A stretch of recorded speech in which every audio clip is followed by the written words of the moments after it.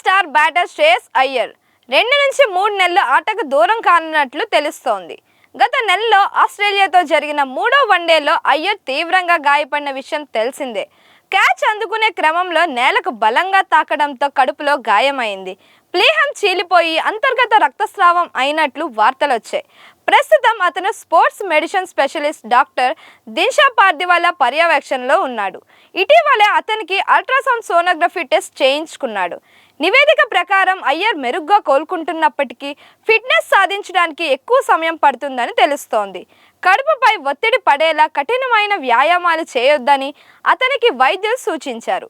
ఇప్పట్లో అతను మైదానంలో అడుగుపెట్టే అవకాశాలు లేవు. త్వరలో జరగబోయే సౌత్ ఆఫ్రికాతో వన్డే సిరీస్తో పాటు జనవరిలో జరిగే న్యూజిలాండ్లో జరిగే వైట్ బాల్ సిరీస్కు అయ్యర్ దూరం కానున్నాడు. వచ్చే ఏడాది జరగబోయే T20 వరల్డ్ కప్ IPL 2026లో పాల్గొంటాడా లేదా చూడాలి. వచ్చే వారం అయ్యర్కు మరోసారి అల్ట్రాసౌండ్ సోనోగ్రఫీ చేయించుకోనున్నట్లు సమాచారం. 2 నెలల తర్వాత బెంగళూరులోని సెంటర్ ఆఫ్ అట్రాక్షన్గా చేరనున్నాడు.